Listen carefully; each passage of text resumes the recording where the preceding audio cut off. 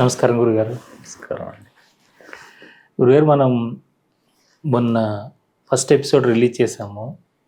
దానిలో మీ యొక్క పరిచయం, అలాగే మీ ఆధ్యాత్మిక ప్రయాణం ఏ విధంగా ప్రారంభమైంది, మీలో సంపూర్ణ కుండలిని జాగృతి ఏ విధంగా జరిగింది, అనేక విషయాలు అందరికీ అందించారు గురుగారు.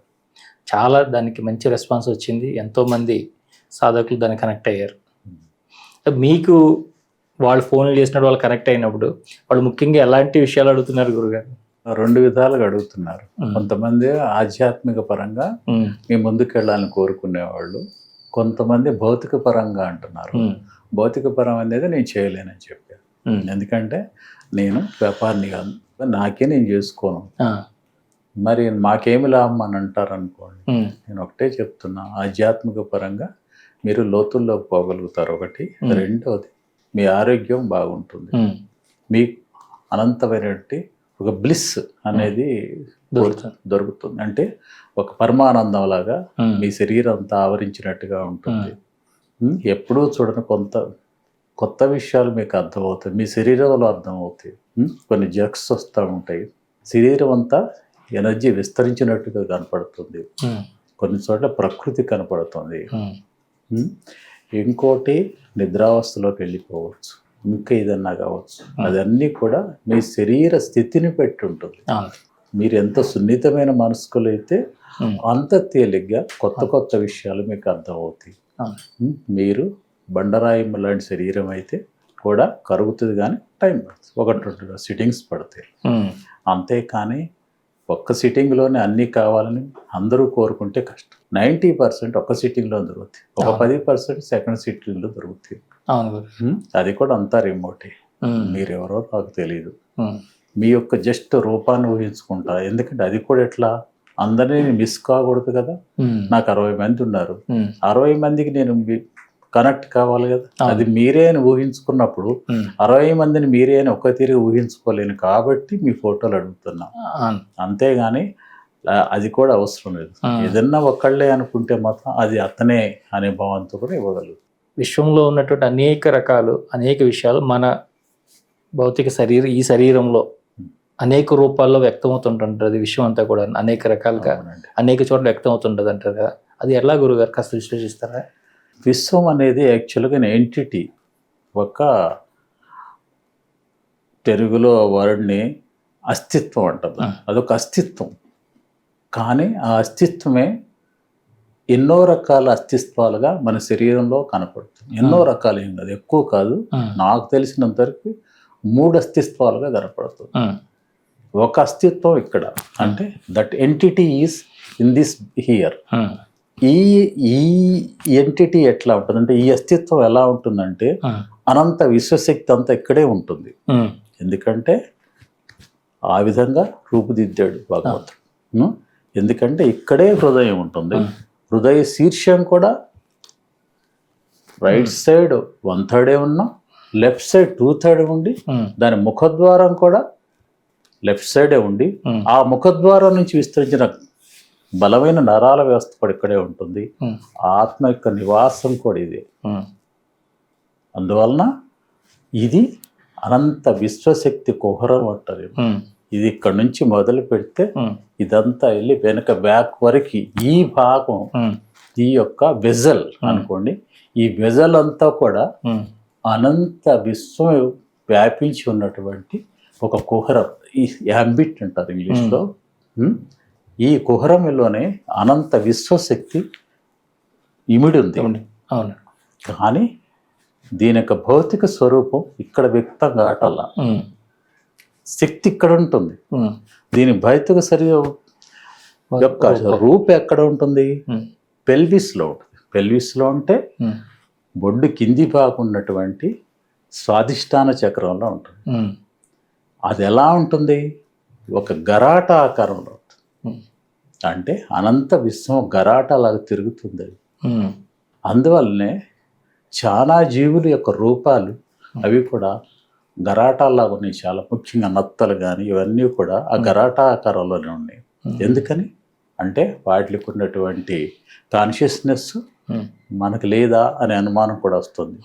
ఎన్నో జీవులు ఆ ప్రకృతిని అంటే ఆ అనంత విశ్వశక్తిని తనలోకి ఇమిడ్చుకుని ఆ విధమైన రూపాలను సంతరించుకున్నాయి. అవును. అది ఏ విధంగా ఉంటుందంటే తోక ఉంది. ఆ తోక అనేది అనంత విశ్వాన్ని యొక్క చివరి అంతు లేదు ఆ తోకకి. ఎందువల్ల ఆ తోక ఎందుకు పెట్టాడు? అది ఆ విశ్వాన్ని యొక్క దాని యొక్క పరిధికి అంతులేంది కాబట్టి అంత పొడుగు తోకను పెట్టాడు. డినోసార్స్ చూడండి, మీరు మంకీస్ చూడండి, యానిమల్స్ చూడండి, కానీ మనిషికి ఎందుకు లేదు అది? అదంతా కూడా కంప్రెస్ అయిపోయింది. అది మానవుడి యొక్క ఆలోచనతో దాన్ని కుదించుకున్నాడు. స్క్రూ లాగా ఉంటుంది. దాన్నే కోక్సి అంటారు. కోక్సి అంటే చివర మన యొక్క స్పైనల్ కార్డ్లో చివరిలో ఉన్నటువంటి ఒక మనదేలింది. అది ఎట్లా స్క్రూ లాగా ఉంటుంది. అది యాక్చువల్గా యానిమల్స్ అది స్క్రూ కాదు, అది తోక. ఇంకా ముందు పోతే డీనో ఇంకా పెద్ద తోక. దాని తోక పొడిగి ఎక్కువండి, బాడీ తక్కువ ఉంటుంది డీనోసార్స్కి. అందువలన ప్రతి జంతువు అన్నీ కూడా విశ్వం యొక్క ప్రతిబింబాలే. విశ్వం యొక్క అనుకరణలు అంటారు. అనుకరణ విశ్వాన్ని అనుకరించడంతో ఆ విధాన్ని రూపాలని సంతరించుకున్నాయి. అయితే ఈ గరాట ఆకారంలో ఉన్నటువంటి ఈ యొక్క ఇది ఇక్కడ నుంచి కిందనటువంటి ఆ నట్ వర్క్ కూడా స్ప్రెడ్ అయిపోయింది. కానీ ఇక్కడ గరాట ఇక్కడే తిరుగుతుంది. అంటే దేనికి పూర్తి లింక్ ఉంటుంది. ఎప్పుడు ఇక్కడేమో శక్తి రూపంలో ఉంటే దీని యొక్క భౌతిక రూపం ఇక్కడ ఉంటుంది. అంటే ఈ శక్తి శరీరం నుంచి లోపలికి వెళ్ళిపోయి నాట్స్ కరుగుతున్నప్పుడు ఈ బొంగరం తిరుగుతుంటుంది. బొంగరం అంటలాగా గరాటం అనండి, బొంగరం అనండి. లేకపోతే ఒక సైకిల్ చేయడానికి ఎట్లా ఉంటుంది? ఉవ్వెత్తున ఎగిసిపడి ఆ విధంగా ఇక్కడ ఒక గొడుగులాగా గొడుగులాగా అంటే ఏంటి? అనంత విశ్వం అనేది ఇక్కడే నిక్షిప్తమయ్యింది. ఇది మీరు ఎలా చెప్పగలుగుతారంటే, మీరు అడిగిన ఎజాండాలో అన్ని ఎజాండాలకి అన్వయిస్తూ ఒక్కొక్కటి చెప్తారు. ఈ ప్రాంతంలో అది మీకు ఎలా తెలుసు అనే మాట అంటారు. ఒకటి, ఈ శక్తి ఇక్కడ పోయినప్పుడు అది గుండ్రంగా తిరిగేది. తిరిగి అక్కడితో ఊరుకుంది అది. దాంట్లో నుంచి ఎన్నో అద్భుతాలు కనపడ్డాయి. దాంట్లో ముందు బాల్స్ లాగా కనపడ్డాయి నాకు. సన్న థర్మోకాల్ బాల్స్ లాగా కనపడ్డాయి తిరిగేటప్పుడు. ఆ థర్మోకాల్ బాల్స్ ఏమని అంటే యాక్చువల్గా ఇక్కడున్న థర్మోకాల్ బాల్స్ తిరిగేది ఇక్కడ, థర్మోకాల్ బాల్స్ ఇక్కడ తిరిగేది ఒక గరాటాయే. కానీ ఇక్కడ నాట్స్ కరుగుతున్నప్పుడు ఇక్కడ గరాటా లాగా తిరిగింది. నాట్స్ ఏమో మెల్ట్ అవుతూ ఉంటాయి, ఇదేమో తిరుగుతూ ఉంటాయి. ఇది శక్తి కిందికి వెళ్ళిపోతుంది. ఇది ఎప్పుడైతే గరాటాలాగా తిరిగి ఈతో ఇక్కడి నుంచి అటువంటి నాట్స్ కరిగి కాస్మిక్ డిస్ప్లే ఏర్పడుతుంది. అంటే ఏంటి? మన యొక్క శరీర అవతల నక్షత్ర సముదాయం లాగా, గ్రహ సముదాయం లాగా, డస్ట్గా అన్ని రకాలటువంటి ఫిజికల్ అంటే అనంత విశ్వంలో ఉన్నటువంటి ఖగోళం పదార్థాలు మనకి మూడవ కంటికి స్పష్టంగా కనపడతాయి. అటువంటి కాస్మిక్ డిస్ప్లేలు ఎన్నో జరుగుతాయి. ఎందుకంటే ఆ విశ్వం అనంతం కాబట్టి అన్ని కాస్మిక్ ఒకదాని తర్వాత ఒకటి ఎన్నో జరుగుతాయి. అంటే that is called return journey of evolution. అంటే మన యొక్క ఇప్పుడున్న ప్రస్తుత స్థితి నుంచి వెనక స్థితికి నెమ్మదిగా వెళ్ళిపోతున్నాం. ఆ వెళ్ళిపోతున్న క్రమంలో మనలో ఉన్నటువంటి ఈ కాస్మిక్స్ అంటే ఈ యొక్క ఖగోళ పదార్థాలన్నీ కరిగిపోతున్నాయి. విశ్వం మన శరీరంలో అనేక రూపాల్లో వ్యక్తం అవుతుంది అన్నారు కదా. మనం అంటే ఇది ఒకటి చెప్పారు, ఇక్కడ ఒకటి చెప్పారు. ఇంకా మూడవది ఏంటంటే నాట్స్ రూపంలో ఉన్నటువంటి ఈ యొక్క స్పైనల్ కార్డ్ నుంచి ఇది కింద స్ప్రెడ్ అయిపోయి అది కూడా కోక్సీకి లింక్ అవుతుంది. కోక్సీకి లింక్ అయి ఆ స్పైనల్ కార్డ్ అంతా కూడా యాక్చువల్గా ఒక్కోసారి అనంత విశ్వంగా కనపడుతుంది. ఒక్కొక్క దాటుతున్నప్పుడు అనంత విశ్వం ఏ విధంగా కనపడుతుంది, ఒక్కొక్క చక్రాస్ కూడా కనెక్ట్ చేసుకుంటే తిరిగి అదేమవుతుంది, అది నాకు ఏ విధమైన ప్రదర్శన ఇచ్చిందంటే మొత్తం ఒక్కొక్కటి ఏ విధంగా తిరిగిందో పేజీ నెంబరు 301 ఈ రెండిట్లో మీకు వివరంగా చెప్పబడ్డది అనమాట. ఆ చెప్పబడిన విషయం ఏంటంటే ముందు చిన్న చిన్న బాల్స్ లాగా వచ్చి కనపడదు నాకు. ఆ బాల్స్ అన్ని చిన్న పెద్ద బాల్స్గా మారి ఆ పెద్ద బాల్స్ అన్నీ కూడా డిస్కుల్లాగా కనపడ్డాయి. మరి ఆ డిస్కులు ఏంటి? That is వర్టిబ్రస్.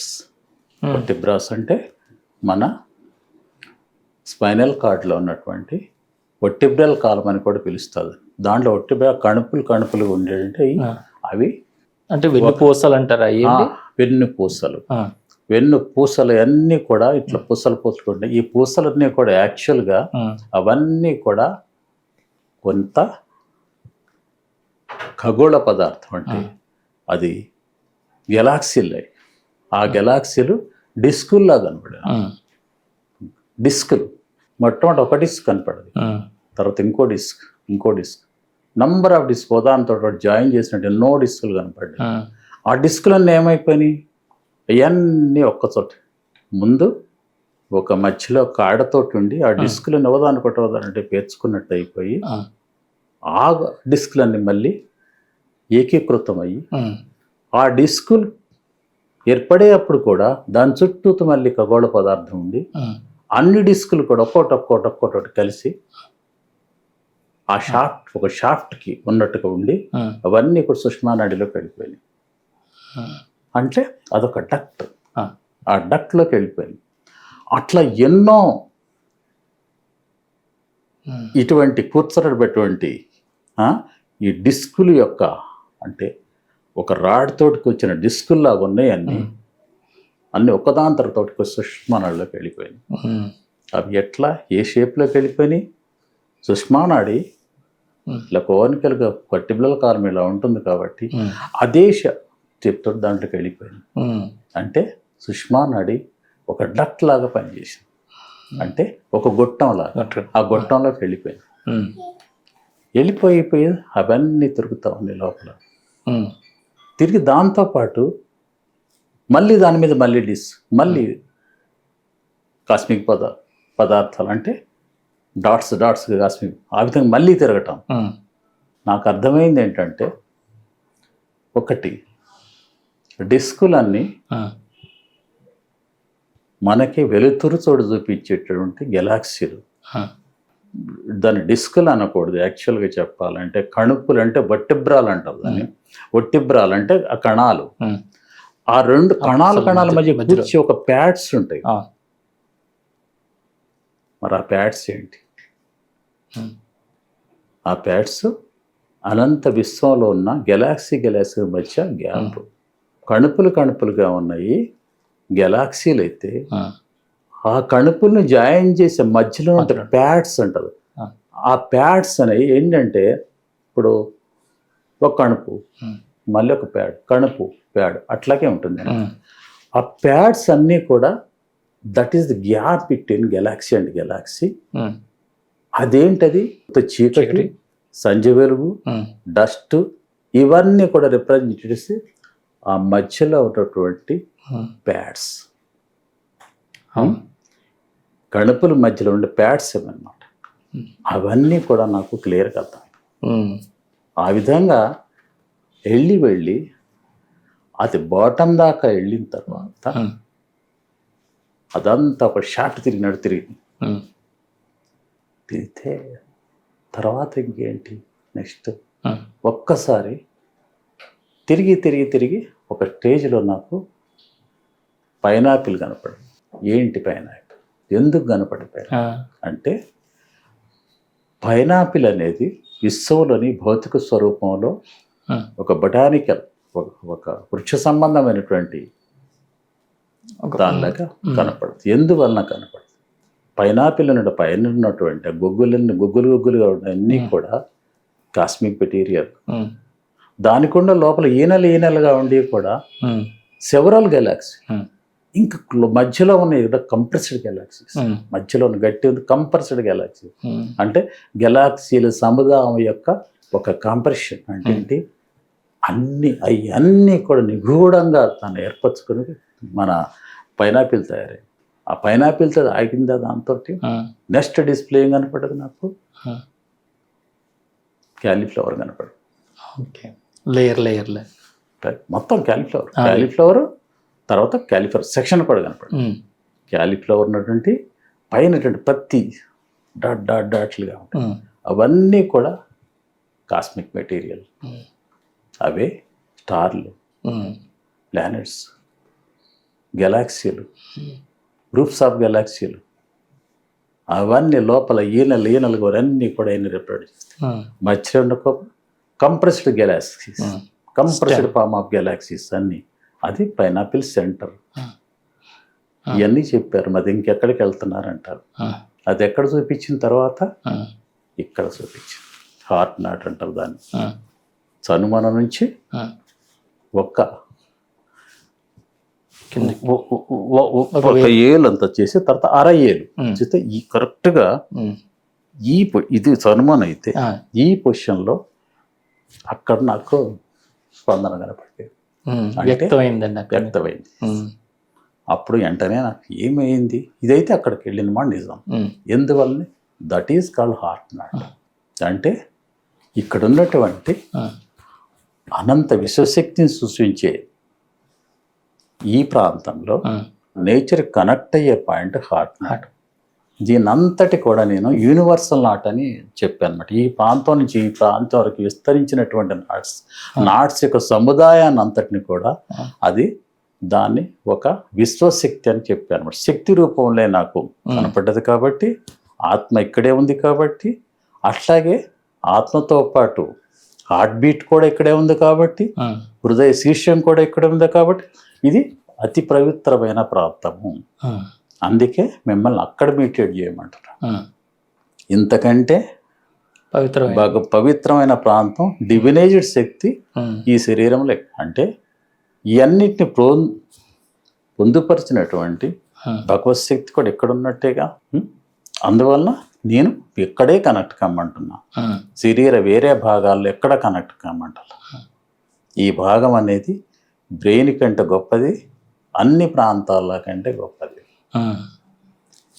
ఈ ప్రాంతం నుంచే ఎప్పుడైతే ఇక్కడి నుంచి కరిగిందో ఆ ఎనర్జీ కిందికి పోయి శరీరంలోకి విస్తరించి అది దాని భౌతిక ప్రదర్శన గెలాక్సీ రూపంలో చూపిస్తుంది. నాట్లు కరిగి గెలాక్సీ రూపంలో చూపిస్తుంది.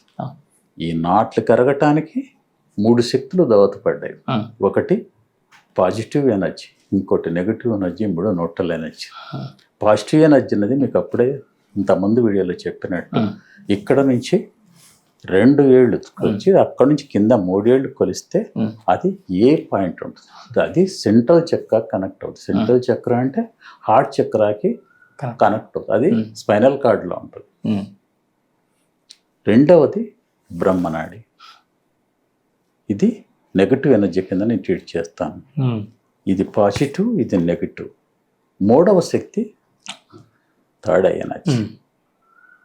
మొదట ఈ ఎనర్జీ అనంత విశ్వంలో ఉద్భవించినాయి. అవే మానవ శరీరంలో మేనిఫెస్ట్ అయింది, అంటే అనుకరించినాయి. ఈ రెండిట్లు కాకుండా ఈ పరిణామ క్రమంలో ఆ యొక్క ఘర్షణతో ఉద్భవించినట్టు మూడవ శక్తి అగ్నిశక్తి, అదే థర్డ్ ఐ. ఇంతకుముందు మనం దాన్ని న్యూట్రల్ అనుకున్నాము, అదే థర్డ్ ఐ న్యూట్రల్ ఎనర్జీ. అది అగ్ని, న్యూట్రల్ ఎనర్జీ కూడా. కానీ దాని యొక్క క్యారెక్టర్ మాత్రం అగ్ని. అంటే అనంత విశ్వంలో ఉండే గెలాక్సీల యొక్క శక్తి వేడంతా ఇదే, అదే ఇక్కడ మేనిఫెస్ట్ అయింది. దాన్ని సన్కి రిప్లిగా చెప్పుకోవచ్చండి. సన్ ఒకటే కదా, మొత్తం అనంత విశ్వ గెలాక్సీలు మొత్తం ఇదే. అది దట్ ఈజ్ మేనిఫెస్టెడ్ హియర్. దాన్ని అనుకరించింది ఇక్కడ. ఎప్పుడైతే ఇది అనుకరించిందో, ఎప్పుడు ఒక్కొక్క నాట్స్ కరుగుతున్నప్పుడు తదనుగుణంగా ఏమవుతుంది, ఈ యొక్క వేడి కరిగిపోతూ ఉంటుంది. కరిగిపోయి ఆ వేడి తగ్గిపోతూ ఉంటుంది. వేడి తగ్గిపోయినప్పుడు ఇది వైడెన్ అవుతూ ఉంటుంది. అదే మనోనేత్రం నుండి మనోమండలంగా విస్తరిస్తుంది. ఆ తదుపరి మనోమండలం నుంచి మనోక్షేత్రంగా విస్తరిస్తుంది. అది అనంత విశ్వక్షేత్రం. అది ఎట్లా అవుతుంది? ఇక్కడ హృదయ మండలంగా విస్తరించినప్పుడు ఆటోమేటిక్గా ఇక్కడ ఇది మనోమండలంగా విస్తరిస్తుంది. ఇక్కడ హృదయ క్షేత్రం అయినప్పుడు అది మనోక్షేత్రంగా అవుతుంది. మనోక్షేత్రం అనేది విశ్వక్షేత్రం. ఇది ఈ యొక్క ప్రాంతం యొక్కటువంటి ఇంపార్టెన్స్. అవును. సమస్త విశ్వంలో మనం చూస్తున్నటువంటి ఈ గెలాక్సీలు ఏవైతే ఉన్నాయో, ఆ సృష్టి ఏదైతే ఉందో మొత్తం అంతా కూడా మన శరీరంలో దాని యొక్క రూపంగా వ్యక్తం అవుతూ ఉన్నదండి. అంతే. నీకు కూడా మేనిఫెస్టేషన్ దాన్ని మేనిఫెస్టేషన్ అంటే వ్యక్తీకరణ జరుగుతుంది. కానీ అది లోపల ఏముంది అని ఇప్పుడు మనకి మిల్కీ వే ఎలా కనపడుతుంది, అట్లాగే కనపడుతుంది. మిల్కీ వేలో నుంచి తర్వాత ఇంకో గెలాక్సీని చూసాడు, అంతే కనపడుతుంది. ఆ తర్వాత ఇంకో గెలాక్సీ అంతే కనపడుతుంది. ఇవన్నీ సుషుమ్నలోకి వెళ్ళిపోయినాయి అన్నారు కదా గురుగారు మీరు ఇంతకు ముందు. అవన్నీ కూడా ఒక పైప్లోకి వెళ్ళినట్టుగా వెళ్ళిపోయినాయి అన్నారు కదా. అక్కడికి వెళ్ళిన తర్వాత అక్కడ ఏదైనా ఒక విస్ఫోటన జరుగుతుందా, లేదంటే అక్కడ నుంచి ఆ మార్పులు ఏ విధంగా జరుగుతాయి, అది ఎలా తెలుస్తుంది మనకి? అవన్నీ కూడా మూడో కంటికి కనపడతా ఉంటాయి. అంటే అవన్నీ కూడా కనపడ్డాయే దీంట్లో వేసాను. దానికి నేను చేశాను, ఏవి కరిగితే ఏవి కరుగుతున్నప్పుడు ఆ డిస్ప్లే జరిగింది అంటే ఏంటి, ఆ రూపాలు ఎప్పుడు కనపడటం, ఆ డిస్ప్లే జరగటం, ఆ శరీరంలో భాగాలు అంటే శరీర భాగాలు, తర్వాత ఆ డిస్ప్లే, ఈ రెండు అంటే డిస్ప్లే అంటే ఆ యొక్క ప్రదర్శన, అక్కడ ఏది దృశ్యం కనిపిస్తుందో ఆ దృశ్యం అంటే ఏంటి, డిస్క్ ఊసలు కరిగినప్పుడు ఏం కనపడది, డిస్కులు కనబడి ఏం కనపడది, అవన్నీ ఎట్లా కూర్చుకున్నాయి, ఆ కూర్చుకున్నాయన్నీ మళ్ళీ ఒక తీగలాగా ఎలాగైనాయి, ఆ తీగల తర్వాత అయిన డిస్కులుగా ఎలాగమని, డిస్కులు మళ్ళీ అవన్నీ ఒక చోట పెట్టచేరిని, ఆ డిస్కులన్నీ మళ్ళీ ఒకటైపోయి ఒక శరీరంలోకి సుష్మానాలకి ఎలా ప్రవేశించాయి, అట్లా నంబర్ ఆఫ్ బ్రాడ్స్ లాగా అన్నీ కూడా లోపల గుచ్చినటువంటి ఒక ఏమంటారు, ఒక గారెలే అనుకో, ఒకటి కుచ్చితే ఎట్లా ఉంటుంది అది. ఆ విధంగానే ఈ అనంత విశ్వం యొక్క డిస్కులుగా సుష్మానాడిలాగా ప్రవేశించి ఆ సుష్మాన తదుపరి ఏమైంది, అది ఏం కనపడ్డ తర్వాత అదే ఫస్ట్ పైనాపిల్, తర్వాత క్యాలీఫ్లవర్, తర్వాత హార్ట్ నాట్. అంటే ఏంటి, శరీరానికి, తర్వాత ప్రకృతికి, అనంత విశ్వానికి పూర్తి సంబంధం ఉన్నట్టేగా. అవునండి, అవును. ఇదొకటి ఒక ఉదాహరణ కదా. అవును. ఇక రెండవ ఉదాహరణ చెప్తాను. పెల్విస్ అనేది యాక్చువల్గా సాక్రల్ చక్ర అంటారు. అది ఇంగ్లీష్లో ఎందుకు వాడేది అంటే పవిత్రమైన ప్రాంతం. ఈ తర్వాత పవిత్ర ప్రాంతం ఇదే, అంటే స్వాదిష్టాన చక్రం. ఎందుకంటే దాన్ని సెక్స్ చక్రాన్ని కూడా వాడేవాళ్ళు ఉంటారు, ఉండొచ్చు కాక. సెక్స్ కూడా పవిత్రమైంది, అదే మూలం అదే కాబట్టి అది పవిత్రమైన దాని కింద లెక్క. కానీ ఎందుకు అలా తిరిగింది, అసలు అక్కడ నాకు కనపడ్డాయి అని చెప్తే, మొదట్లో అన్నీ కూడా ఒక స్టేజ్లో మొత్తం తులిప్ గార్డెన్లో ఫ్లవర్స్ కనుక, కాశ్మీర్ గార్డెన్ అట్లా మొత్తం రకరకాల చిమ్మినట్టు ఫ్లవర్స్ కనపడ్డాయి. అదేంటి ఎట్లా కనపడుతుంది అనుకునేవాడిని, రంగురంగుల పువ్వులతో. అంతటితోటి ఇది ఆగలేదు. తర్వాత ఏమైంది, ఒక్కొక్కటి దాన్ని నేను ఎప్పటికప్పుడు పేపర్లో పెడతానే ఉన్నా. నిద్ర లేకపోయినా పర్వాలేదు, నేను మళ్ళీ అది ఒక్కసారి ఒక ఆధ్యాత్మిక అనుభవం చూసిన తర్వాత మళ్ళీ తిరిగి కనపడదు. ఎందుకంటే వెనక్కి వెళ్ళిపోతుంటాం కదా, ఈ అనుభవం మళ్ళీ నాకు తిరిగి రాదు. అందువల్ల పెట్టేవాడిని. అదే ఆ బుక్లో కూడా మెన్షన్ చేశాను. దాన్ని అనంత పద్మనాభ అనే మాట ఉపయోగించింది. అంటే ఆయనకి అక్కడ పువ్వులాగా చూపించాడు కాబట్టి దాన్ని సింక్రొనైజ్ చేస్తూ అటు చెప్పాను. గార్డెన్ లా కనిపించిన తర్వాత మళ్ళీ మారిని అన్నారు గురుగారు. గార్డెన్ లాగా అది పూల అంటే పుష్పం లాగా ఎలా కనపడ్డది అంటే ప్రకృతిలో ప్రతి పుష్పం కూడా ఒక అనంతానికి సూచికే. ఎందుకంటే ముడుచుకున్నదైతేనేమో, కానీ అవన్నీ మామూలు స్వాదిష్టం చాలా వరకు జలపాతాలు కనిపిస్తాయి, రకరకాలు ఇవన్నీ అంటుంటారు కదండి. అలా జలపాతాల, వాటర్ ఫాల్స్, రకరకాలు వాటర్ పైన వెళ్తున్నట్టు నాకైతే కనపడదు. ఇదంతా ఒక గార్డెన్ లాగా, అంటే పువ్వులు, తులిప్ గార్డెన్, పూలు గుత్తులే, పూల గుత్తులే. ఆ తుల్గాడ్ అన్నట్టే ఉంటుంది. సహస్రాలు అయ్యే విధంగా అంటే దీన్ని చాలా పవిత్రమైనటువంటి దానిలా భావన చేస్తారు. అవునండి, దాని గురించి ఈ పవిత్రత అనొకటే కాకుండా ఇది ఎందువలన యుటెరస్ అనేది అనంత విశ్వంతో నిర్మించబడింది అనే దాన్ని కూడా నేను చెప్తాను. ఇప్పుడు ఇక్కడ దీన్ని తీసుకున్న తర్వాత మీరు పెల్విస్ గురించి మనం చెప్తూ, పెల్విస్ని చాలా పవిత్రమైన దానిగా భావన చేయడానికి ఇక్కడ తిరగడంలో ఉన్నటువంటి రకరకాల అంటే ఎలా మార్పులు చెందుతుంది అది పూర్తిగా, అంటే దీనికి పూర్తిగా అనుసంధానం ఏర్పడింది అనే భావన ఎప్పుడు కలుగుతుంది, పూర్తిగా ఎప్పుడు జరుగుతుంది గురుగారు? అది ఇది ఎప్పుడైతే తిరుగుతాం మొదలు పెట్టిందో ఆటోమేటిక్గా దీనికి అనుసంధానమై ఇది కూడా తిరుగుతుంది. ఇక్కడ నాట్స్ లాగా తిరిగితే ఇక్కడ బొంగరం లాగా తిరుగుతుంది. ఎందుకంటే దాని యొక్క భౌతిక రూపం ఇక్కడ ఉంది. అంటే గురుగారు ఇప్పుడు మనం చూస్తున్న ఈ మానవులలో జన్మ తీసుకోవడానికి ముఖ్యమైనటువంటి గర్భాశయం, ఎందుకంటే దానిలోనే పెరుగుతుంది జీవి వెళ్ళిన తర్వాత మానవుడు. ఎందుకంటే ఈ గర్భాశయం అనే దానిపైన అంటే మీరు ప్రతిదానికి చెప్పుకుంటూ వస్తున్నారు కాబట్టి అడుగుతున్నా, దీనిపైన మీ ఆధ్యాత్మిక విశ్లేషణ ఏంటి గురుగారు? గర్భాశయం అనే దాని మీద. గర్భాశయం అనేది ఒక తిత్తి లాంటి ఒక చిన్న సంచి. అంటే శిశువు పెరిగిన దశలకు అనుగుణంగా ఆ గర్భాశయం పెరుగుతుంది. మరి ఆ గర్భాశయంలో ఏముంది అంటే శిశువు ముందు శరీరంలో ప్రవేశించడానికి ఒక స్పెర్మ్ ఓము కలిస్తే చాలు. స్పెర్మ్ ఎంత సూక్ష్మమైందో మీకు తెలుసు. ఒక్క డ్రాప్ ఆఫ్ స్పెర్మ్లో మిలియన్స్ ఆఫ్ స్పెర్మ్స్ ఉంటాయి. ఒక్క డ్రాప్ ఆఫ్ సెమెన్లో మిలియన్స్. అంటే ఒక్క ఎగ్లోకి అది ప్రవేశించినప్పుడు ఫస్ట్ ఒక ఏకకణ జీవి ఒక జైగోట్ ఫామ్ అవుతుంది. ఆ జైగోట్ ఫామ్ వరకే అది టెస్ట్ బేబీలో కూడా చేయొచ్చు.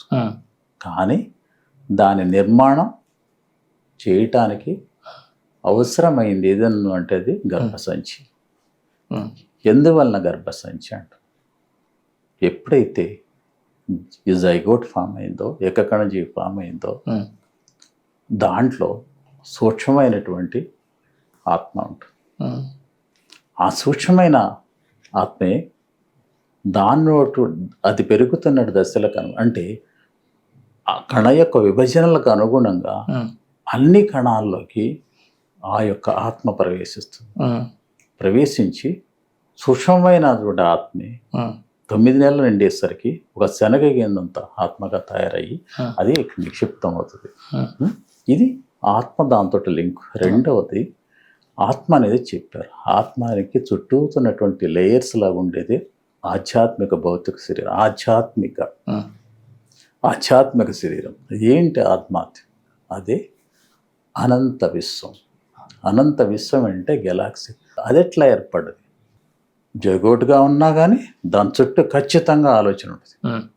జైగోటుగా ఉన్నా కూడా ఖచ్చితంగా అక్కడ ఆలోచన. ఎందుకని అంత విశ్వం అంత ఆలోచన అప్పుడు జైగోటును కూడా ఆశ్రయించి ఆలోచన ఉంటుంది. ఆలోచనతోటి గర్భసంచిలో ఉన్నటువంటి గెలాక్సీతో లింక్ అవుతుంది. గర్భసంచి లేయర్లో ఉండేది అనంతమైనటువంటి విశ్వంలో రూపుదిద్దుకున్నటువంటి గెలాక్సీ సముదాయం, ఖగోళ సముదాయం అంతా కూడా ఆ యొక్క గర్భసంచిలోనే ఉంటాయి. ఆ గర్భసంచిలో ఉన్నటువంటి అన్నీ కూడా ఆలోచన ద్వారా మానవ శరీరం ఆ యొక్క జైగోట్లోకి ప్రవేశిస్తుంది. జైగోట్ యొక్క విస్తరించిన దశలకు అనుగుణంగా ఈ యొక్క అనంత విశ్వం కూడా ఆ శరీరంలో విస్తరిస్తుంది. ఎప్పుడైతే పాప బయటకు వచ్చేందో ఆ టైంలో సంపూర్ణమైనటువంటి మన ఆధ్యాత్మిక శరీరం తయారై బయటకు వస్తుంది. అది వాస్తవం. అది కానీ ఫిజికల్ బాడీ అనేది ఎట్టకుండా తల్లి యొక్క దీని నుంచి వస్తుంది. అది మన ఒక బొడ్డు నుంచి ఒక వాళ్ళకి కావలసిన ఆహారం అంతా అందించటానికి భౌతిక శరీర నిర్మాణానికి అది ఉపయోగపడుతుంది. భౌతిక శరీరం నిర్మాణానికే కానీ అది అనంత విశ్వం రూపుదిద్దుకోవడానికి ఉపయోగపడితేనే గర్భసంచి అని నేను భావిస్తున్నాను.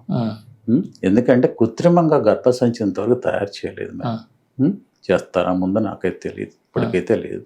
రెండింటిని ఫలదీకరణ కోసం స్పెర్మిని ఓవుని కలిపాడు, కానీ దానిని ఒక ఒక బేబీగా తయారు చేయడం ఆర్టిఫిషియల్గా ఎక్కడ చేయలేకపోతాం.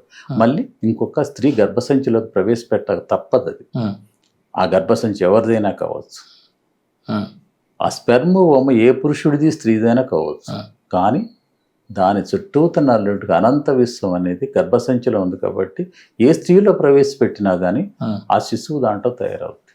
అన్ని రకాల అవయవాలు స్త్రీ పురుషులకి కొంచెం మార్పు ఇటు అటు మార్పుల్లో ఉంటుంటాయి. మరి ఈ గర్భసంచి అనేది పురుషుడికి ఎక్కడ ఉంటుంది ఏమైనా ఉండే? గర్భసంచికి పురుషుడు ఉండదు కాబట్టే పురుషుడు సంపూర్ణ వ్యక్తి కాదు, స్త్రీయే సంపూర్ణమైన వ్యక్తి. నేను అదే చెప్తా ఎప్పుడైనా. స్త్రీ ఒక సంపూర్ణమైన వ్యక్తి, పురుషుడు కానే కాదు. పురుషుడు అనేది స్త్రీలో ఒక అంతర్భాగం. That is masculinity inherently in the ఫెమినినిటీ. అంటే పురుషత్వంలో స్త్రీయత్వం ఉంటుంది, స్త్రీయత్వంలో పురుషత్వం అనేది అవకాశం తక్కువ. ఎందుకంటే XX అందుకోసమే దానికి ఉన్నాయి, దీనికి XY ఉంటాయి క్రోమోజోమ్స్. అంటే మళ్ళీ సైంటిఫిక్గా ఎనలైజ్ చేయాలనుకుంటే. అంటే ఇప్పుడు ఈ గర్భాశయం గురించి చెప్తూ ఆత్మ వైపుగా మీరు వెళ్ళారు. ఇప్పుడు ఆత్మ అనేది మొట్టమొదటి బిందు ఏదైతే జైగోట్ అక్కడ ఫామ్ అయిందో రెండు కలిసి ఆ టైంలోనే ప్రవేశిస్తుంది సూక్ష్మ రూపంలో అంటున్నారు. అది రకరకాలుగా విడిపోయి అన్ని భాగాలకు వెళ్తుంది అంటున్నారు. అది మళ్ళీ అసెంబ్లీ అవుతుంది, అసెంబ్లీ అయ్యి ఇక్కడ చేరుతుంది. అసెంబ్లీ అయ్యి ఎప్పటికప్పుడైనా ఇక్కడికి వచ్చి ఎప్పుడైతే హార్ట్ అనేది ఫామ్ అవుతుందో, హార్ట్ ఫామ్ అవగానే అంటే హార్ట్ అనేది ఇదే ముందు ఫామ్ అయ్యి హార్టే ముందు తర్వాత ఫామ్ అయిందని కూడా చెప్పలేము. అందువల్లనే 7 months దాకా కూడా ఉంటే బేబీ బతకదు కదా. ఎందువల్ల బతకదు? అది సంపూర్ణంగా ఆత్మ తయారు కాదు, సంపూర్ణంగా విశ్వం కూడా మనిషిలో ఫ్యాబ్రికేట్ కారు. ఈ ఆత్మ దాని స్వరూపాన్ని ఏ విధంగా వర్ణించాలి గురుగారు? ఆత్మకి స్వరూపమే లేదు కదా.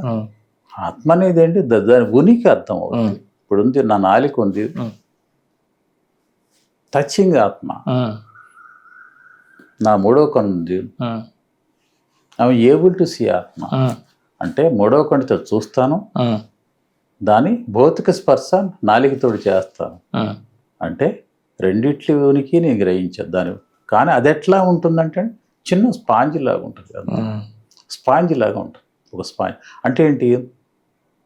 ఒక ఎలాస్టిక్ బాడీ లాగా అనిపిస్తుంది. పీచ్ అనే పండులో కూడా ఉన్న ఎట్లా ఉంటుంది? ట్రాన్స్పరెంట్గా అట్లా ఉన్నట్టు ఉంటుంది. అది ఇట్లా విస్తరించి ఉంటుంది. దాని యొక్క రోలు చాలా మొత్తం జర్నీ అంతట్లో కూడా దాని రోల్ ఉంటుంది. ఎందుకంటే అది నాలికలోకి వచ్చి అనుకోకుండా ఉమ్మిలో కలిసినా కానీ ఊస్తే ఉమ్ము బయటకు వస్తుంది, కానీ అది పోదు, మళ్ళీ అక్కడికే చేరుకుంటుంది. ఆ స్పర్శ ఎట్లా తెలుస్తుంది గురుగారు? అది ఒక జిలటిన్ పదార్థాలు అంటే మ్యూకస్ మెమ్బ్రెయిన్ లాగా అట్లా అనిపిస్తూ ఉంటుంది. అది దాని యొక్క డైనమిక్స్ అంటే ఏంటి? అది ఒక చోట స్థిరంగా ఉండదు. కుండలిని అవేకనింగ్ అయిన తర్వాత ఏ నాట్ని మనం ద్రవీభవన జరుగుతుందో, ద్రవీభవన జరిగి తటస్థీకరించబడాల్సి ఉంటుందో అక్కడికి చేరుకుంటుంది. చేరుకుని ఏం చేస్తుంది అంటే ఆత్మకి అనంత విశ్వానికి ఎంత కనెక్షన్ ఉందో అర్థమైపోతుంది. అంటే ఏంటి? ఒక కరెంట్ వైర్ చుట్టూనటువంటి ఎలక్ట్రిక్ వైర్ చుట్టూనటువంటి రబ్బర్ కేసింగ్లు ఎలా ఉంటుంది? లోపల కాపర్ వైర్ ఉంటుంది, పైన రబ్బర్ కేసింగ్. అట్లే ఆత్మ దాని చుట్టూ తిరుక్కుంటుంది, ఆ నరం చుట్టూ తిరుక్కుంటుంది. అంటే ఇది ముందే ప్రవేశించి ఉంది కాబట్టి దీనికి గత స్మృతులు ఉండే అవకాశం ఉందా గురుగారు? దట్ ఈస్ గత స్మృతులు అంటే ఓన్లీ ఎవల్యూషన్, అంతే, హ్యూమన్ ఎవల్యూషన్, అంతేగాని మానవుడిది కాదు. మానవుడు పోయిన జన్మది అనేది దీంట్లో నేను మళ్ళీ కంట్రవర్సీ అవుతుంది, నాకైతే తెలియదు, కానీ అది లేదు. నా ఉద్దేశం మాత్రం జన్మలు అనేవి నా ఉద్దేశంలో లేవు. మీ దృష్టికోణంలో దేవుడు, భగవంతుడు అంటే ఏంటి గురుగారు? ఎట్లా తెలియాలి? భగవంతుడు అంటే ఒక ఆలోచన కాదు, ఒక పదార్థం కాదు, ఒక గెలాక్సీ కాదు, ఒక నరాల వ్యవస్థ కాదు, ఆఖరి ఆత్మ కూడా కాదు. అందువలన దాన్ని ఎలా చెప్పాలి అని అంటే అది ఒక యాబ్స్ట్రాక్ట్. అంటే ఏంటి? దాన్ని నిర్వచించలేని ఒక పదార్థం. ఆ యాబ్స్ట్రాక్టే భగవంతుడు. దాంట్లో పదార్థం లేదు, దానికి ఒక క్యారెక్టర్ లేదు, దానికి రంగు లేదు, దానికి రుచి లేదు, వాసన ఏమి లేదు. అది అదే. అదే అన్నప్పుడు ఏంటది? అది ప్యూరిటీయే. శరీరం యొక్క అల్టిమేట్ యొక్క ప్యూరిటీ కూడా భగవత్ శక్తి. అందువలన దానికి ఆలోచన కూడా లేదు. ఆలోచన ఉంటే కూడా పొల్యూట్ అయిపోయేది కదా. ఆలోచన, ఇది విశ్వ సృష్టి కోసం ఆలోచన క్రియేట్ చేశాడు కానీ భగవంతుడు తన ఆలోచన పెట్టుకుని తను కూడా పొల్యూట్ అయిపోయేవాడు. ఆలోచన మనిషిని పొల్యూట్ చేస్తుంది కదా. ఆలోచన కూడా గ్రాసర్, అది చాలా గ్రాసర్. మన ఈ యొక్క శరీరంలో అన్నీ కూడా ఆలోచనతోటి మనం ప్రోధి చేసుకున్నాం కదా. మరి ఈ ఆలోచనే భగవంతుడికి ఉంటే భగవంతుడు కూడా అది భగవంతుడు ఎట్లా అంటాం? ప్యూరిటీ పోయినట్టే కదా. అది ఏ దేవుడైనా కావచ్చు, ఏ మతంలో వాళ్ళైనా కావచ్చు, అది భగవత్ శక్తిని అర్థం చేసుకున్నటువంటి మనిషి అనుకోండి. అంటే దాన్ని అనుభవంలో తెచ్చుకున్నారు గురుగారు ఆ శక్తిని? ఖచ్చితంగా మీరు తెచ్చుకుంటారు. నేను ఒక మెడిటేషన్లో మీరు డీప్ స్లీప్లోకి వెళ్ళిపోతున్నారు. అసలు ఏంటి ఆ టైంలో మీకు మీ శరీరం అంటే తెలుస్తుందా? ఆత్మ అంటే తెలుస్తుందా? హార్ట్ బీట్ అంటే తెలుస్తుందా? మీరు మొత్తం ఉనికినే కోల్పోతారు కదా. మీ సరౌండింగ్స్ ఏమీ మీకు అర్థం కావు కదా. మరి మీరు ఎక్కడున్నారు? బతికే ఉన్నారు కదా. ఏంటి ఎక్కడున్నారు? ఏ శక్తి మిమ్మల్ని ఆవరించింది? అది మెడిటేషన్. అదే భగవత్ శక్తిగా మనం భావన చేయాలి. అంతే, ఖచ్చితంగా. మన శరీరాన్ని ఆబ్సెంట్ చేసింది ఆ టైంలో అది. అట్లనే పసిపాపకు అంతే. ఆలోచన వచ్చిందాకా అది అల్లుకునే ఉంది. ఆలోచన వచ్చిన తర్వాత కూడా అది పసిపాపకి అల్లుకునే ఉంటుంది. అవును గురుగారు. అంటే మీరు చెప్పినట్టుగా ఈ రూపం, ఏ విధమైన రూపం లేనటువంటి భగవంతుడిని ఏ విధంగా పూజించారు? మరి భగవంతుడిని ఇక్కడ ధ్యాస పెట్టి మెడిటేట్ చేయటమే భగవత్ అంటే శక్తి అది. అంతేగాని అమ్మవారంటే ఒక శక్తిగా పూజించాలి, కానీ అమ్మవారిని ఒక భౌతిక స్వరూపంగా పూజించొద్దు అంట. మీరు పూజ వెళ్ళండి గుళ్ళకి, నేను తప్పు పట్టాలి. అది శక్తిగా ఆలోచించండి, కానీ ఆ రూపాన్ని మీలో ప్రతిష్ఠించుకోవద్దు. ఎప్పుడైతే ప్రతిష్ఠించుకున్నారో దానికి ఇమేజెస్ మీ శరీరంలో ప్రవేశిస్తాయి. అది శక్తిగా కాకుండా ఒక గ్రాస్నెస్గా ప్రవేశిస్తుంది. గ్రాస్నెస్ అంటే ఒక జడత్వం అనుకోండి, ఈ విధంగా ప్రవేశిస్తుంది. స్థూలం అన్నట్టుగా స్థూలతగానే ప్రవేశిస్తుంది. అంటే ప్రకృతిని ఆరాధించడము, విశ్వాన్ని ఆరాధించడం అనేది మనకు ఉన్నదే కదా గురుగారు. మరి తప్పే, నేను అదే అంటున్నా. అది ఒక శక్తి అనుకుని, ఇప్పుడు ప్రకృతిలో ఒక చెట్టును పూజించినాగానే అది అనంత విశ్వం నుంచి ఉద్భవించిందే కదా. అవునండి. ఒక రాయిని పూజించిన అనంత విశ్వం నుంచి ఉద్భవించిందే కదా. దాన్ని అంతవరకే ఆలోచించండి, కానీ దాన్ని తీసుకెళ్ళి శరీరంలో ప్రతిష్ఠించుకోకండి. విశ్వంలోని ఖగోళ సమూహాలు జీవులకు శరీరాలుగా ఎలాగ? నా శరీరంలో పెల్విస్ రీజియన్లో మొట్టమొదట బాల్స్ లాగానే కనపడ్డాయి. ఏది? ఈ యొక్క ఖగోళ పదార్థాలు అవే అట్లా డిస్ప్లేడ్ అయ్యాయి. దాని తర్వాత ఏమైనా చెట్లు, చేమలు, ఇవన్నీ అన్నీ కనపడ్డాయి. అవి కూడా కాస్మిక్ డిస్ప్లే అయింది. మూడవది ఏమైంది? శరీరంలో గాజులు, పురుగులు, ఆఖరికి మనకి ఒక్కోసారి భూమిలోంచి ఎన్నో పురుగులు బయటకు వస్తాయి. అవన్నీ అంతే విశ్వ సృష్టి. అవన్నీ కూడా మొత్తం కుప్పల్లా కనపడి, దాంట్లో కదలిక లేవు. కదలిక లేకుండా ఏమవుతున్నాయి? ఎప్పుడైతే ఎనర్జీ దాని నుంచి పాస్ ఇది రొటేట్ అయిందో అవన్నీ కూడా దాంట్లో కణాలుగా ఉండి ఒక కణాన్ని కలుపుకుంటూ ఉంటాయి కదా పురుగు. ఆ కణాలన్నీ కూడా కాస్మిక్ ప్రదేశంలాగా వెలుతురులాగా కనబడ్డాయి. వెలుతురు అంటే ఏంటి? స్టార్స్ లాగా కనపడ్డాయి. కణాన్ని కలిపిన మధ్యలో గ్యాప్ను చూసారా?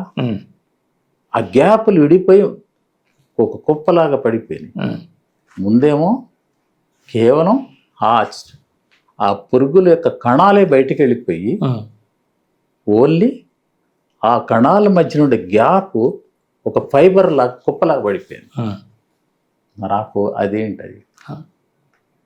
అది గెలాక్సీ మధ్య ఉంటే గ్యాప్, డస్ట్, చీకటి, సంధ్య వెలుగు, ఇవన్నీ కూడా రిప్రజెంట్ చేసే ఆ గ్యాప్. అవి అంటే ఒక గెలాక్సీని తర్వాత వేవ్స్ కూడా ఒక గెలాక్సీని ఇంకో గెలాక్సీని కలపటానికి మధ్యలో ఉన్నటువంటి మీడియం ఏంటంటే ఖాళీ ప్రదేశమే. ఆ ఖాళీ ప్రదేశాన్ని కలిపేది ఏంటంటే వేవ్సే. ఒక పల్లెటూరులో మీరు పెరిగే ఉంటారు కదా, దాంట్లో ఒక పల్లెటూరులో ఒక ఊరింట్లో నుంచి ఒక వెలుతురు వస్తున్నప్పుడే ఒక రంధ్రం పడింది అనుకోండి, ఆ వెలుతురు వచ్చినప్పుడు ఏముంటుంది, దాంట్లో వెలుతుతో పాటు డస్ట్ కనపడిపో, రింగులు కూడా కనపడ. అట్లా ఆ రింగులన్నీ అనంత విశ్వం వ్యాపించి ఉన్నాయి. అందువలన ఒక గెలాక్సీకి వచ్చినటువంటి గ్యాప్లో ఈ యొక్క రింగులు అంటే ఈ యొక్క వేవ్స్ ఉన్నాయి. ఈ వేవ్సే ఈ గెలాక్సీలన్నీ కలిపి ఉంచడానికి దోహదపడ్డాయి. మొట్టమొదట క్రియేషనే వేవ్సే అది చుట్టుకుని ఒక చిన్న డస్ట్గా మారి చిన్న పౌడర్, ఈ పౌడర్లో ఇది గుండ్రంగా తిరిగి కొద్దిగా ధూళిగా మారి, ఇంకా దాని తర్వాతే కణంగా మారి, కణం పెద్ద కణంగా మారి, అవన్నీ తిరిగింది ఎక్కడికక్కడ తిరిగి వర్టెక్స్ ఫామ్ అయ్యి, మన సుడిగుండాల వర్టెక్స్ ఫామ్ అయ్యి, ఆ ఫామ్ అయినయే మొట్టమొదట ప్లానెట్స్గా మారి, ప్లానెట్స్ నుంచి బాగా కంప్రెస్ అయిపోయిన తర్వాత స్టార్స్గా మారి, స్టార్స్ నుంచి మళ్ళీ ఎన్నో స్టార్స్గా తయారై అటువంటి స్టార్స్ అన్నీ కలిపి ఒక గెలాక్సీగా తయారైంది. ఆ గెలాక్సీలన్నీ కూడా కలుపుకుంటూ గ్రూప్ ఆఫ్ గెలాక్సీ లాగా తిరిగి, గెలాక్సీ సొంతగానే తిరుగుతుంది, స్టార్ సొంతంగానే తిరుగుతుంది, ప్లానెట్ సొంత తిరుగుతుంది, అన్నిట్లో కూడా ఒక అనుబంధం ఉంటుంది. ఇది కూడా ఎకో సిస్టమ్ అంటే ఒక బ్యాలెన్సింగ్గా తిరుగుతూ ఉన్నాయి. ఆ గ్రూప్స్ ఆఫ్ గెలాక్సీలు అంటే ఎన్నో గ్రూప్స్ ఆఫ్ గెలాక్సీ అంటే సముదాయమే అనంత విశ్వం. అదే ఫనల్, ఆ ఫనల్ కొట్టి తిరుగుతాం. ఆ ఫనల్ కూడా ఎట్ట తిరుగుతుంది అది అంటే ముందు ఎక్స్పాన్షన్ అండ్ కాంట్రాక్షన్, మొగ్గ పువ్వులాగా ఇచ్చుకున్నాడు, మొగ్గ పువ్వులు. అందువలనే అది ఒక భూచక్రం ఎలా తిరుగుతుంది అలా తిరుగుతుంది. లాస్ట్ టైం మీరు గుండె గురించి చెప్పినప్పుడు, హార్ట్ గురించి చెప్పినప్పుడు కూడా ఇదే చెప్పారు మీరు. అంటే అది ఎట్లా పంపింగ్ చేస్తుంది అనే దానిపైన. అంటే గుండెలో కూడా నరాల వ్యవస్థ ఉంటుంది. నరాల వ్యవస్థ అనేది అక్కడ కూడా అంటే ప్రతి భాగంలో కూడా ఈ నరాల వ్యవస్థ ఉంటుంది. అందుట్లో హార్ట్ ఎగ్జాంప్షన్ కాదు, కానీ శీర్ష భాగంలో ఉన్నటువంటి నరాల వ్యవస్థే అన్నింటిలో కూడా శక్తివంతమైన నరాల వ్యవస్థ. అంటే హార్ట్ యొక్క శీర్ష భాగంలో నరాల వ్యవస్థ అత్యంత శక్తివంతమైంది. ఇక్కడ నుంచి ఆత్మ దాన్ని చుట్టుకుంటూ ఈ నరాల వ్యవస్థ కరిగినప్పుడు ఆ శక్తి అనేది హార్ట్లోకి వెళ్ళిపోతుంది. హార్ట్లోకి వెళ్ళిపోయిన హార్ట్లో నరాల వ్యవస్థ కూడా కరిగిపోదు. ఎందుకంటే అది ఒక పక్షి గూడులాగా ఉంటుంది. హార్ట్ కరిగి హార్ట్ ఇప్పుడు ముడుచుకున్నట్టు కూడా అయిపోద్ది ఒకసారి, అంత పిండినట్టు కూడా ఇది, కానీ నింపే ఉండదు. ఎందుకంటే న్యాచురల్గా జరిగింది అంతా. అందువలన ఒక స్టేజ్లో హార్ట్లో ఉన్నటువంటి గ్రాస్నెస్ మొత్తం కరిగిపోతుంది. హార్ట్ కూడా ఒక శరీరంలో ఒక భాగమే, కానీ that is the manifestation of expansion and contraction of the universe అంటున్నారు. యూనివర్స్లో ఖగోళంలో ఉన్నటువంటి సమూహాలు జీవులకి శరీరాలుగా వస్తున్నాయి అనుకోండి. మీరు రాసినటువంటి బుక్లోని అంటే శరీరాలుగా అంటే ఇప్పుడు మనం చూసినటువంటి భౌతిక శరీరమా లేదా ఆధ్యాత్మిక శరీరమా, ఎట్లా దాని రూపం ఎలా మారుతుంది అంటే ఇప్పుడు ఏకకణ జీవుల దగ్గర నుంచి ఇక్కడ దాకా పరివర్తన జరుగుతున్నది కదా గురుగారు. అంతా ఆధ్యాత్మిక శరీరమే. ఆలోచనే ఖగోళ సముదాయాన్ని యొక్క ఎవాల్వ్ అవటానికి అంటే ఉద్భవించడానికి కారణమైంది. ఆ ఖగోళ పదార్థాలే జీవులుగా రూపాంతరం చెంది, జీవుల్లోనే ఆత్మాత్మిక శరీరంగా రూపాంతరం చెంది. ఎప్పుడైతే దానికి ఆత్మ తోడవుతుందో అది భౌతిక శరీరంగా తన పని నిర్వర్తిస్తుంది. ఆత్మ ఎప్పుడైతే శరీరాన్ని వీడుతుందో ఆటోమేటిక్గా హార్ట్ బీట్ ఆగిపోతుంది. ఆలోచన అనేది భగవంతుడి నుంచి వచ్చేదా, ఉద్భవించేదా, లేదంటే ఆలోచన అనేది లోపల పుడుతుందా దానికి? అది ఆలోచన భగవంతుడి నుంచి ఉద్భవించినటువంటి అత్యంత శక్తివంతమైనటువంటి మెడియేటర్. మొత్తం అనంత విశ్వవంత ఆలోచనే ఉంది. అందువలన మన శరీరం కూడా మనకి అదే ఆలోచన ఇచ్చే శక్తి మనకి ఉంది. ప్రతి జంతువుకి ఉంది, ప్రతి చెట్టుకి ఉంది, ప్రతి జీవికి ఉంది. దాన్ని ఎట్లా థాట్ ఎనర్జీ అన్నట్టుగా మీరు దాన్ని థాట్ ఎనర్జీ అన్నారు. దాన్ని ఎట్లా ఉంటుంది గురు అంటే కొంతమంది చేసినటువంటి ఆలోచనలు అది మేనిఫెస్ట్ అవుతాయి, కొందరు చేసిన ఆలోచనలు థాట్ మేనిఫెస్టేషన్ మధ్యలో ఎట్లా కోఆర్డినేషన్ తీసుకురావాలి గురుగారు? ఎప్పుడైతే మీకు ఒక శరీరంలో నాటు కరుగుతుందో ఎంతో కొంత కాన్షియస్నెస్ పెరుగుతుంది, చైతన్యం పెరుగుతుంది. అట్లా ఎన్ని గెలాక్సీలు కరిగిపోతే శరీరంలో అంతగా చైతన్యం పెరిగి శరీరంలో ప్యూరిటీ ఏర్పడుతుంది. ఏర్పడిన ప్యూరిటీ ద్వారానే మనం ఇంకొక మనిషికి అనుసంధానం కాగలుగుతాం. ఈ మేనిఫెస్టేషన్ ఎట్లా అంటే, మేనిఫెస్టేషన్ అనే దాని గురించి కొన్ని కాస్త చెప్పండి గురుగారు. మేనిఫెస్టేషన్స్ అనేవి మామూలు మనిషికి కనపడవు. ఒక మొడువు కన్ను తెచ్చుకున్న వ్యక్తికి మేనిఫెస్టేషన్ కనపడుతుంది. ఫర్ ఇన్స్టాన్స్ ఇక్కడ భూమి కనపడింది. భూమి ఎలా కనపడింది? చక్కగా రౌండ్గా కనపడింది. భూమి యొక్క యాక్సిస్ ఆఫ్ రొటేషన్ కనపడింది. నార్త్ సౌత్ డిస్టెన్స్ చూపిస్తూ ఇది ఇక్కడ ఒక్క చోటే కనపడదా? ఇక్కడే కాదు, ఇక్కడ కూడా. అంటే స్పైనల్ కార్డ్ని తలతోటి కలిపి ఈ భాగంలో కూడా కనపడదు. ఆఖరికి 3వ కంటిలో కనపడ్డది. అన్ని చక్రాల్లో కనపడ్డది. తర్వాత A1 2 ఇక్కడ నాట్ 1 ఉంటుంది. నాట్ 1 అంటే ట్రాన్స్మిషన్, అంటే పాజిటివ్ ఎనర్జీ అనేది ఇక్కడ నుంచే వస్తుంది. ఇక్కడ ముందు నాకు ఒక కోన్ లాగా కనపడింది. ఆ కోన్లో తల భాగం అంతా 2 అర్ధ సర్కిల్స్ లాగా ఉన్నా కానీ ఒక కోను ఒక హాఫ్ ఏమో పొడుగు తక్కువ ఉంది, ఇంకొక హాఫ్ పొడుగు ఎక్కువ ఉంది. పొడుగు తక్కువ ఉన్న భాగం పొడుగు ఎక్కువ ఉన్న భాగం ఎక్కడ కలిసిందో అది ఏ పాయింట్. దాని తర్వాత పొడుగున్నటువంటి ఎక్కువ భాగంలో ఉన్నది ఎక్కడ కలిసిందంటే నాకు ఈ యొక్క ఈ కేజ్ అంటే ఈ యొక్క బోన్, ఇక్కడ ఉన్నటువంటి ఈ ఛాతీ బోన్లో ఉన్నటువంటి చివరి బోన్, చివరి రిబ్ అంటారు. ఈ రిబ్స్, ఈ చివరి రిబ్లో ఉన్నటువంటి ఒక లోపలికి వెళ్ళిపోయింది. ఇక్కడేమో ఇది మజిల్లో ఉన్న, ఇక్కడికి వచ్చేసరికి బోన్లో దిస్ బి పాయింట్. ఏ బి పాయింట్ అనేది శుభ్రం చేసుకోవడానికి, శరీరాన్ని మలినా నుంచి దూరం చేసుకోవడం ఉపయోగించేది బి పాయింట్. ఏ పాయింట్ అనేది అనంత విశ్వం నుంచి శక్తి లోపలికి ఎంటర్ అయ్యే మార్గం. ఈ మార్గం నుంచి మనకి సెంట్రల్ చక్ర అనేటువంటి హార్ట్ చక్రాకి వెళ్ళిపోతుంది. అది ఎక్కడ ఉంటుంది? ఇవన్నీ చక్రాలు ముందు ఉంటే ఇదొక్కటి మాత్రం స్పైనల్ కార్డ్లో ఉంటుంది. ఇక్కడ నుంచి స్పైనల్ కార్డ్లోకి వెళ్ళిపోయి సుష్మానాడికి కనెక్ట్ అవుతుంది. అక్కడి నుంచి రకాల శరీరం అంతా కూడా ఆ పాజిటివ్ ఎనర్జీ ఈ యొక్క నెగటివ్స్ సంకీర్ణమయ్యి దాంతో హీట్ ఎనర్జీ అనేటువంటి ఈ ఎనర్జీని కూడా కలుపుకొని ఒక నాటు కరిగిపోతుంది. నాటు కరిగిపోయినప్పుడు అది రకరకాలుగా ఒక నాటు ద్రవీభవన చర్యలో ఎన్నో మార్పులు చేసుకుంటూ ఒక గెలాక్సీ పూర్తిగా కలిపోవటానికి చాలా రోజులు పడుతుంది. మొట్టమొదట ఒక నాటు కరగాలంటే ఎన్నో స్టేజ్లు దాటాలి.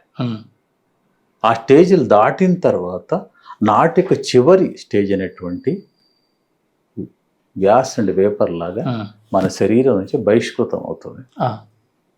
అంటే ఇప్పుడు ఈ ఆధ్యాత్మికంలో ఉన్నత స్థితికి చేరుకున్నటువంటి ఎవరైనా కానీ వారికి సంపూర్ణ కుండలిని కూడా జరిగి, లేదంటే వారికి గురుగా ఆధ్యాత్మికంలో అన్ని రకాల ముందు స్థాయికి వెళ్ళినటువంటి వ్యక్తి వీళ్ళు, వారిని యొక్క శక్తిని ప్రసారం అభ్యాసకి ఏ విధంగా చేయగలుగుతారు?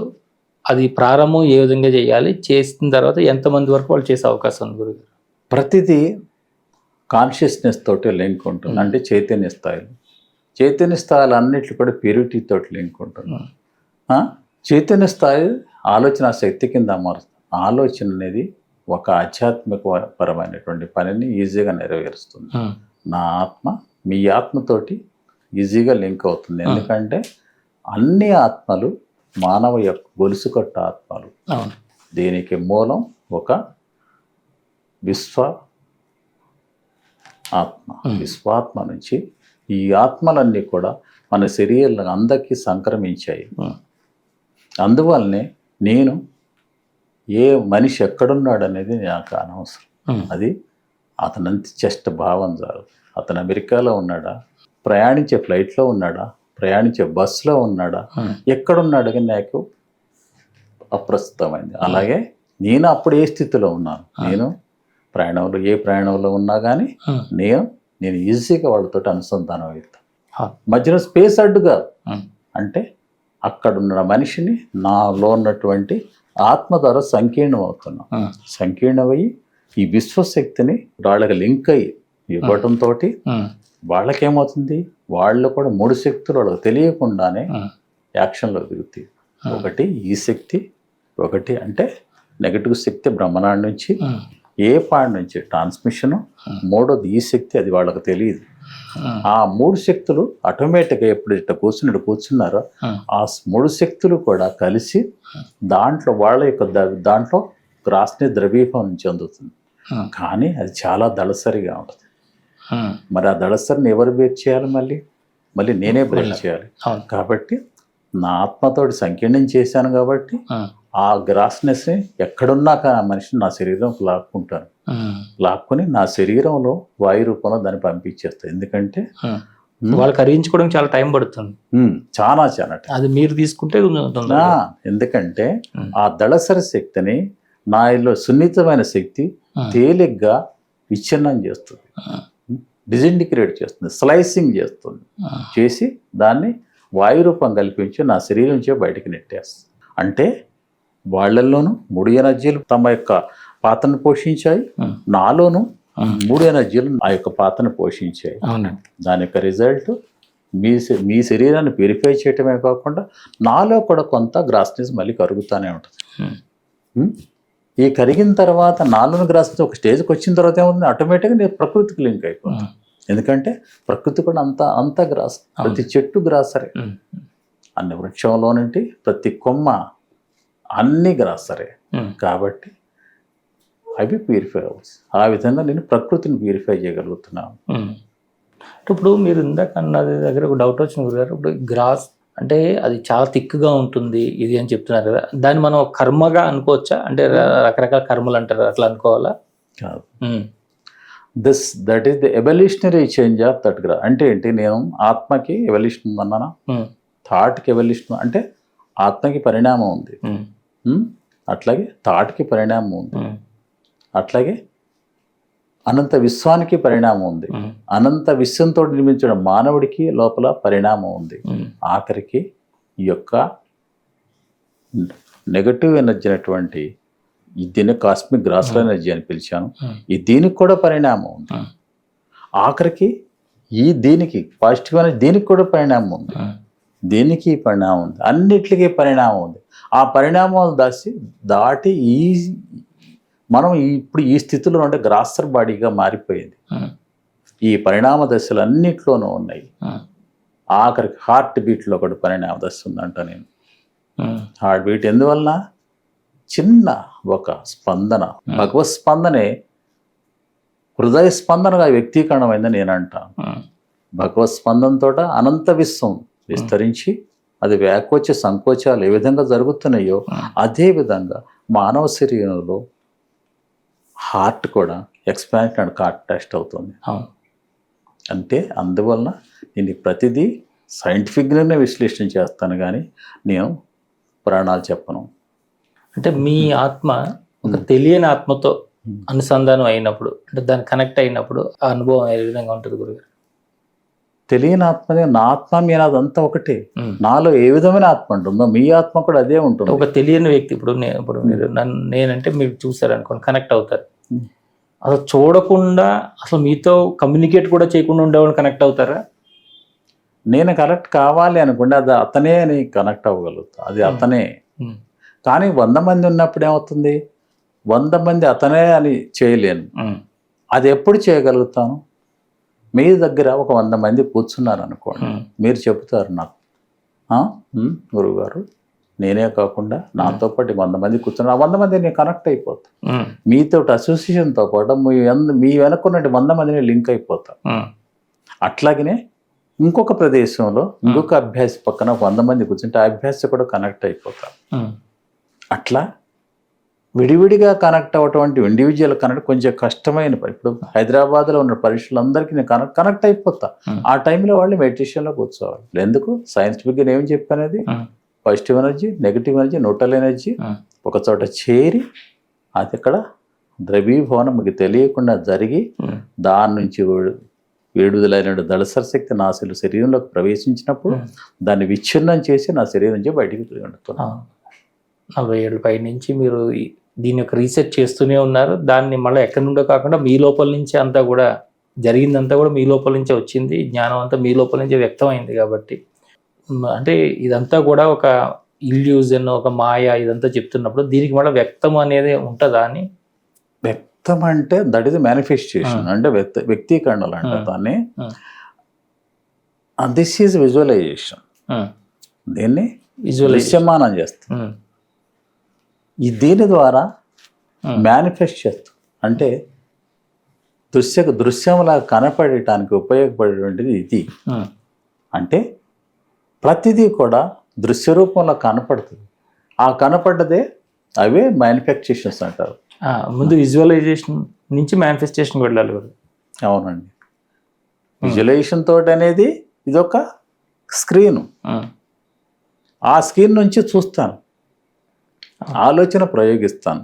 నేను మీరే అనేది చూసేది ఇది. చాలా సంతోషం గురుగారు. మనం చాలా ఎక్కువ విషయాలు ఈరోజు బాగా చర్చించుకున్నాము. అయితే మీరు మీ ద్వారా వచ్చిన గ్రంథంలో అనేక రకాల విషయాలు, అంటే ఆ సమయంలో మీరున్నటువంటి ఒక ట్రాన్స్లాంట్ ఒక ఇది, అంటే విశ్వంతో మీరు కనెక్ట్ అయి ఉండి అవన్నీ రాసుకుంటూ వచ్చారు కాబట్టి అది మీరే రాశారు అనే సందేహం కూడా మీకు ఉంటుంది ఆ పుస్తకాన్ని రిఫర్ చేస్తే. అలాంటి విషయాలు ఎన్నో గొప్ప విషయాలు అందులో రాశారు. వాటిని మరింత వివరంగా ఒక టాపిక్ వైజ్గా మా ప్రేక్షకులందరికీ కూడా మీరు అందించాలని కోరుకుంటున్నా గురుగారు. చాలా చాలా ధన్యవాదాలు. సరిగా మీరు అన్న దానికి చివరి దానికి నేను చెప్పగలను, నిజంగా నేనే రాశానా? నేను చదువుతుంటే నేనే రాశానా? నేను ఎలా రాయగలిగాను? ఇది నాకు అర్థం కావట్లేదు. కొన్ని మళ్ళీ నేను మళ్ళీ లోతుగా అలా చూడాలి. ఎందుకంటే అవి దాటి ముందుకు వచ్చేసా, అవి నాకు మళ్ళీ కనపడవు. కానీ ఒక్కదాన్ని కూడా ఇంపార్టెంట్ వాటిని వదిలిపెట్టలా. ఒక స్టేజ్ వచ్చింది, దాని తర్వాత వదిలేసా. ఎందుకంటే దాన్ని అడిగిన వాడు లేడు, ఆ పుస్తకాన్ని అడిగిన వాడు లేడు, ఆ పుస్తకాన్ని అర్థం చేసుకునేవాడు లేడు. బాబు నువ్వు ఒక్క 2 పేజీలు చదివంటే ఆ 2 పేజీలు చదివేవాళ్ళు కూడా లేడు. నేను ఎవరికైనా ఇస్తే ఏమంటా, బాబు దాన్ని నువ్వు డస్ట్బిన్లో పడే, దాన్ని మన ఏమంటారు టాయిలెట్ పేపర్ లాగా వాడు బాబు. నువ్వు నిజంగా ఉంటే తీసుకెళ్ళు, ఒక 10 పేజీలు చదువు చాలు. అది కూడా చేత కానప్పుడు పోనీ నేనే ఆ బుక్స్ అన్ని తీసుకెళ్ళి నీళ్ళల్లో కలిపేస్తా, నిమజ్జనం చేసి. అంతే గురుగారు. చాలా చాలా సంతోషం గురుగారు. చాలా మీ విలువైన సమయాన్ని చాలా కేటాయించారు. చాలా చాలా ధన్యవాదాలు. ఇంతవరకు మన లోపల ఇప్పుడు దాకా ఉన్నటువంటి భావాలు వేరే రకంగా ఉండొచ్చు. అంటే మనం ఏదైతే సాధనలో ఉన్నామో, మనం ఈ మార్గంలో ప్రయాణం చేస్తున్నామో, ఎన్నో రకాల మాయలు, ప్రలోభాలు మనల్ని గురి చేస్తుంటాయి. అదే నిజమేమో అనేది మనం అనుకుంటూ ఉంటాం. కానీ నిజాన్ని తెలుసుకోవడం కోసం చాలా దూరం ప్రయాణం చేయవలసి ఉంటుంది. అది చేసిన తర్వాత మాత్రమే అయ్యో అప్పుడు మనం అనుకున్నాము అని చాలా హాస్యాస్పదంగా అవన్నీ విషయాలు కూడా అనిపిస్తూ ఉంటాయి. అలా మనం అనుకునే అవసరం లేకుండా జరిగేది ఇదే సత్యం అని గురువుగారు చాలా అద్భుతంగా మనందరికీ వివరిస్తున్నారు. వారికి కృతజ్ఞతలు తెలియజేసుకుంటూ మరొక ఇంటర్వ్యూలో మళ్ళీ కలుసుకుందాం. అంతవరకు చూస్తుండండి శ్రీ సన్నిధి టీవీ. నమస్కారం.